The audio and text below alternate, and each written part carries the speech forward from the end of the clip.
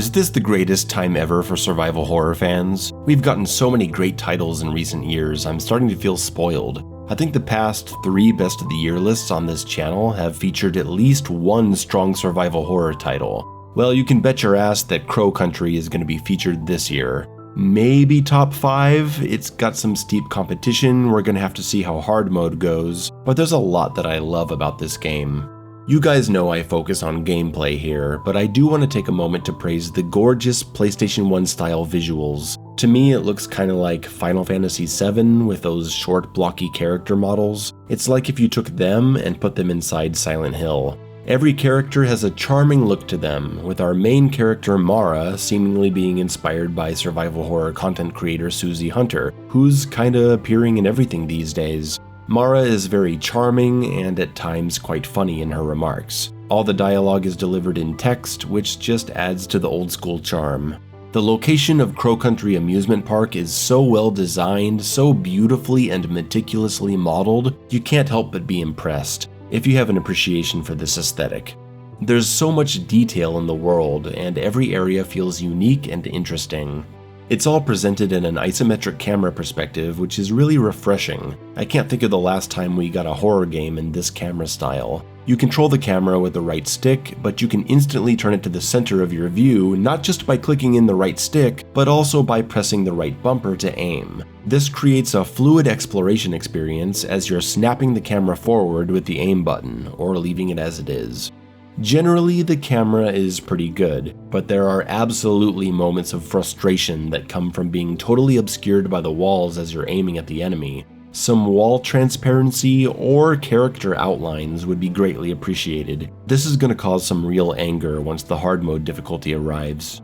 Aiming at the enemies is awkward. You can't move while aiming, and you're gonna be fiddling with the left stick to aim at the right monster, trying to get headshots. It's gonna take a while to get used to, but it's awkward in an oddly nostalgic way. It feels like an early 90s title where they hadn't figured out aiming in 3D yet. And I guess that's where I am now as an aging gamer. I'm here feeling nostalgic over the experience of struggling to figure out my character's awkward aiming controls. Sound design is immaculate. They've perfectly recreated that old footstep sound in the Resident Evil and Silent Hill series.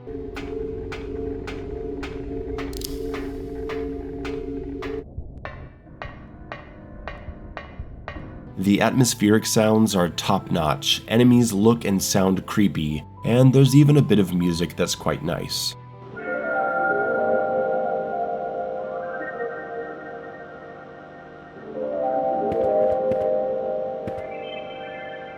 The Silent Hill influence is obvious and welcome. More games like Silent Hill are needed, since the actual Silent Hill series seems complacent with releasing absolute garbage these days. I lost followers again. Listen to this bit here that sounds exactly like the Silent Hill soundtrack.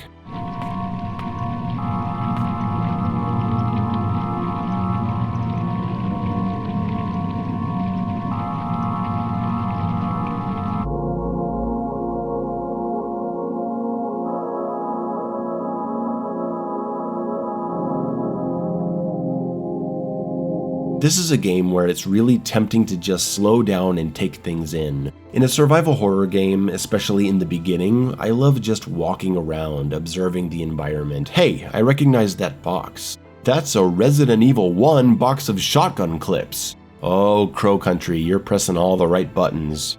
Story-wise, like I said, the characters are charming, there's some cute dialogue moments and a decent amount of humor, but the story itself is fairly straightforward and entirely predictable from the first hour, at least regarding what's going on with the protagonist. However, the details that come later on, explaining the events of the game, are fairly interesting. It leaves questions to ponder and some interesting lore to dive into.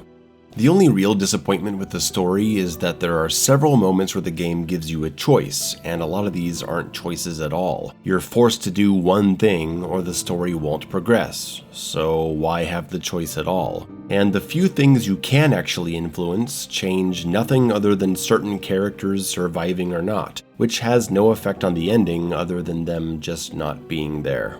All the story is told through note reading, lots and lots of note reading, which I've complained about in many horror game videos so far, including a video specifically about horror game excess note reading. Please check that out.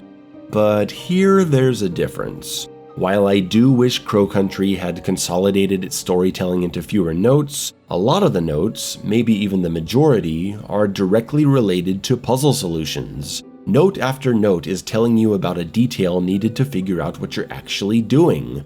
Compare this to Tormented Souls, or Signalis, or, God help us, Alien Isolation, where 90% of the slow computer consoles contain nothing relevant to the gameplay. In Crow Country, you have story notes and staff notes. Staff notes almost always give you important information about puzzles and exploration. This is incredibly important because it creates investment in the act of note reading. I want to read everything around me because it's truly helping me progress. And then mixed into this experience are notes about the story. They become welcome additions instead of constant interruptions. So I actually ended up paying a good amount of attention to the lore and story, where otherwise I may have skipped it.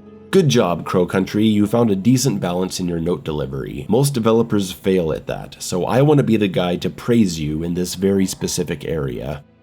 So let's continue the praise, shall we? Because the criticisms will arise. Talking about what Crow Country gets right and wrong from a gameplay perspective requires looking at what the game is supposed to be: survival horror. And there are many games in the survival horror genre that offer unique experiences in their gameplay, branching off from the originators of the genre, and more specifically, the rules set in place by Resident Evil, the game that actually coined the term survival horror. So how does Crow Country measure up when considered as a survival horror game? Well, we know that puzzles are a huge part of the genre. All the way back to Alone in the Dark, when the genre was first starting to bloom, we had puzzles. Resident Evil had puzzles, Silent Hill had puzzles, Clock Tower had puzzles. It's pretty hard to make a survival horror title without some kind of puzzle element. In this area, Crow Country does not disappoint. In fact, it's possibly the best puzzle-focused survival horror game I've ever played. Not that the individual puzzles themselves are better than other games, it's more that the heavy emphasis on puzzles, and quality of puzzles at that, make up such a significant part of the gameplay that Crow Country is essentially a horror-themed puzzle and exploration game more than anything else. There are so many puzzles in this game, and they're all so different from each other. Sometimes you're finding the solution to an isolated puzzle in a single room, like the train room, but more often than not, you're piecing together clues from various parts of the map to arrive at a solution. For example, this statue has a key in its head. You can activate a sprinkler and pour water on it, but the resin needs to be melted. You find a room with acid in it, which you can pour into the water tank, and then the acid will fall on the statue, freeing the key. But you have to put the acid in the acid bottle, which is locked in a cage that can only be opened after finding the computer disk, which is found after solving a different puzzle on the other side of the map. A puzzle that can only be solved after finding a certain key. And once you find that computer disk, you can activate the computer by the cage, and there you have to solve another puzzle to figure out the passcode to open the cage, get the acid bottle, then go fill it with acid, and then pour it on the statue, freeing the key. It's all connected. The map itself is one giant puzzle, and you're always going to be thinking about where to go next, what to use, and figuring out what the staff notes are trying to tell you. Luckily, you have access to all staff notes in the save rooms, which there are maybe 5 or 6 of. There you can review your clues, collect your nerves, and plan what to do next while listening to a beautiful tune.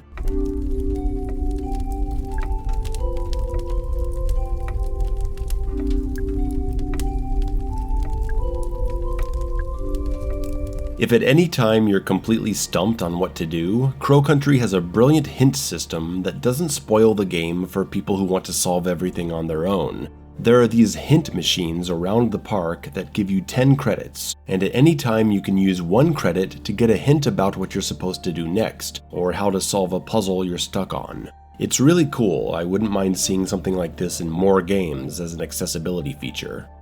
It's easy to get lost if you don't find the various maps spread around. You can overlook them because the game is never screaming, "Hey, here's a map!" Maps are naturally found as parts of the environment, and if you're not being observant and curious, you won't pick them up. I really appreciate that. We have no flashing objects, no on-screen indicators pointing to what you can use. You simply have to look at the room and think about what can be interacted with, which is most things. I'm not saying that's the way to do it in every game, but Crow Country's art style, camera perspective, and pacing lend themselves very well to this sort of design, where interactivity is not directly advertised to the player. The map is filled with secrets, shortcuts, environmental variety, and surprises. They make a single location feel constantly fresh. I never got tired and wished I could go somewhere else. Crow Country is a massive success in this area. Map design, interconnectivity and backtracking, environmental storytelling, puzzle variety, and complexity. Combined with the wonderful art style and sound design, it's no wonder this game has a 99% positive rating on Steam with 1,000 reviews in just 6 days. But on the other side of things, we have the actual survival bit of the equation. And that's where we gotta talk about the other important pillars of survival horror: resource management, inventory management, save rationing, and fight or flight decision making. Now, I'm not saying you have to do everything on this list, or even do it well, but you gotta do some of it. Crow Country takes from the Silent Hill way of doing things, with periodic save points that have infinite use, as opposed to a Resident Evil style ink ribbon system.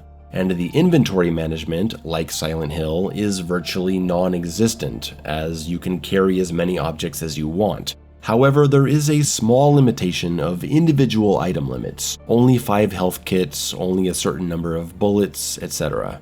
So what does that leave? Resource management and fight or flight decision making, two aspects that are inseparable. If you have too many resources, then you can just kill everything easily and never think about it. But when your resources are low, you start using supplies you would rather save in order to safely clear a room. You're low on health packs, so you decide to use a bunch of bullets to kill everyone and avoid the damage. You're low on ammo, so you try to inch your way around an enemy to avoid the confrontation, at the risk of getting attacked and losing health. Enemy placement is inconvenient to you as you're backtracking, so you use resources clearing them out when otherwise you may have simply avoided them.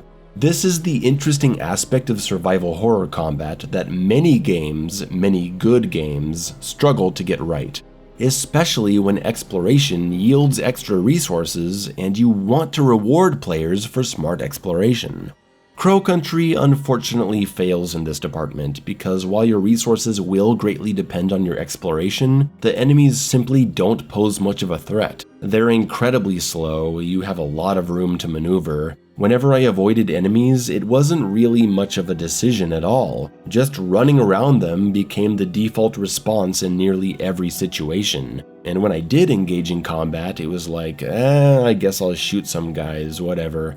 Maybe if there was a style meet, you can sense immediately that Crow Country was not made to be a challenging experience in the combat/resource management department, because right away you're given the option to play the game in exploration mode. I guess for people who keep mistakenly biting their own hands instead of their daily burrito. It's just not offering much in the survival department. But you can see from the reviews, people don't mind so much because the game is so damn good at the other stuff. Really, the biggest threat you're gonna face is all the random environmental hazards placed around the map. On my first playthrough, I used 28 healing items, and I swear 80% were from walking into toxic gas traps or getting crushed by chandeliers. I'm not saying the hazards are a bad addition, but it does kinda suck that they're the main danger. It is yet to be seen how the upcoming hard difficulty will play out. Will they make enemies faster? Will they reduce resources? Will they randomize puzzle solutions? Will enemies come back to life? I'm curious to see what they do, but even in its current state, Crow Country is excellent at what it really focuses on, and it's undoubtedly a strong recommendation from me if you're into classic survival horror. To wrap up, I'm just gonna complain a little bit about PC stuff. No resolution options? Really? Why? I'm not trying to make the game look better, the issue is when I tab out, because this game has no borderless windowed mode. Why? These two things combined means every time I tab out, which is often, my other monitors totally freak out from the resolution change, because I'm playing a full screen 1080p game on a 4K monitor. Please fix this issue. Oh, and literally every time I open the game, it opens on my left monitor and I have to recenter it. Please fix that too. Alright, that's it. Crow Country is awesome. It's gonna get even better with hard mode, I'm sure. This is under the Mayo, and who's excited for Sulaco?